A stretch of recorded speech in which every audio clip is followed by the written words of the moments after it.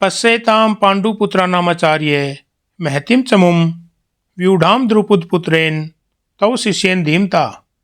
दुर्योधन कहता है, हे आचार्य, देखिए पांडवों की यह विशाल सेना, जिसे आपके ही बुद्धिमान शिष्य द्रुपद पुत्र धृष्टद्युम्न ने बहुत कुशलता से व्यवस्थित किया है।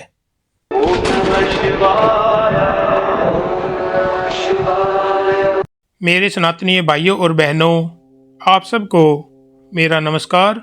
हम श्रीमद् भगवद गीता के श्लोक दर श्लोक का अध्ययन कर रहे हैं। आज का श्लोक गीता का तीसरा श्लोक है, जिसमें दुर्योधन आचार्य द्रोण के पास जाता है और कहता है, हे आचार्य, देखिए पांडवों की यह विशाल सेना, जिसे आपके ही बुद्धिमान शिष्य द्रुपद पुत्र धृष्टद्युम्न ने बहुत कुशलता से व्यवस्थित किया है।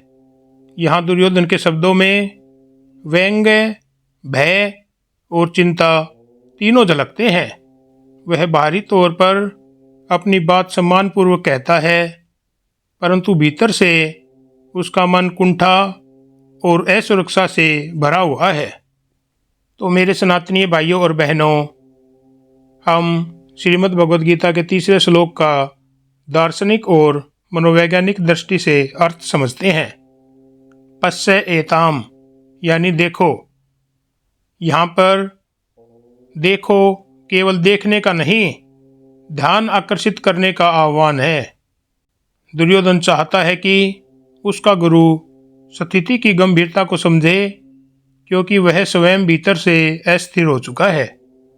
यहाँ पर तव शिष्येन यानी आपके ही शिष्य द्वारा वाक्य का अर्थ है, यह वाक्य व्यंग्य से भरा हुआ है।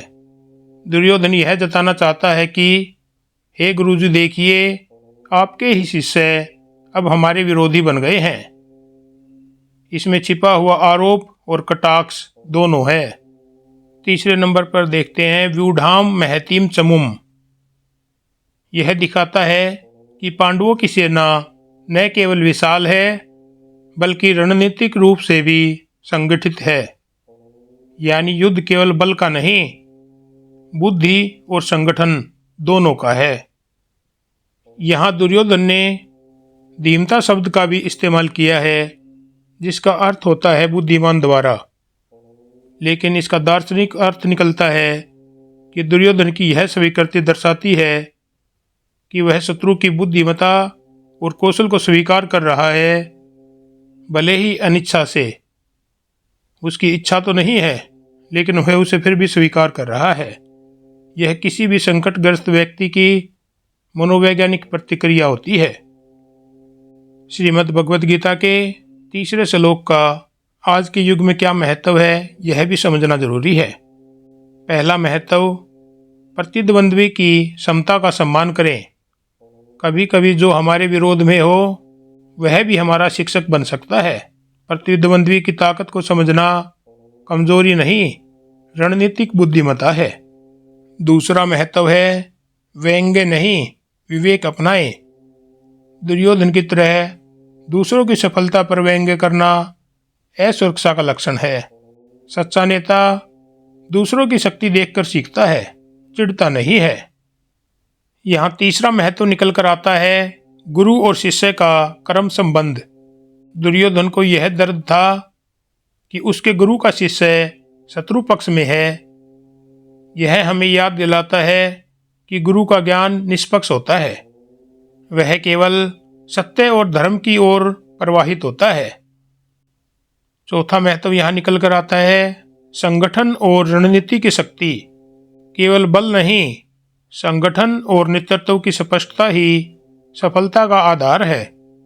पांडवों की सफलता का आधार यही था कि वे एकता और नीति से काम कर रहे थे। तो मेरे सनातनीय भाइयों बहनों, श्रीमद् भगवद गीता के तीसरे श्लोक की आधुनिक जीवन के लिए क्या शिक्षा है?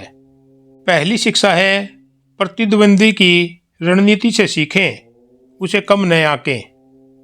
दूसरी शिक्षा निकल कर आती है अपनी असुरक्षा को व्यंग्य में न बदलें, उसे तैयारी में बदलें। तीसरी शिक्षा है गुरु का सम्मान करें, पर उसके ज्ञान को सीमित न करें। ज्ञान को बढ़ाते रहें।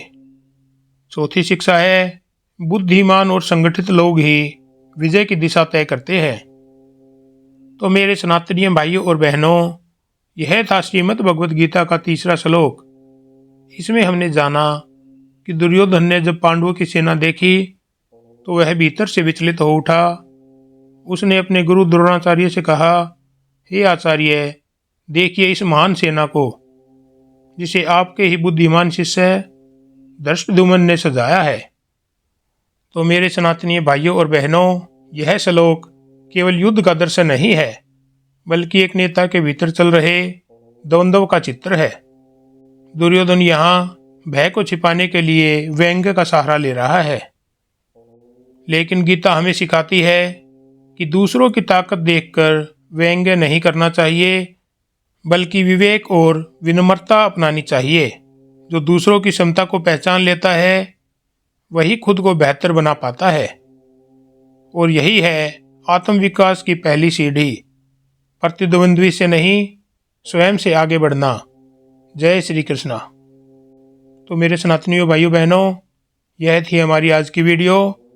अगर आपको वीडियो पसंद आई हो तो वीडियो को लाइक और शेयर करें, चैनल को सब्सक्राइब करें और कमेंट में जय श्री कृष्णा अवश्य लिखें। इसी के साथ हर हर महादेव, ओम शिव शक्ति नमः। सनातन धर्म की जय हो।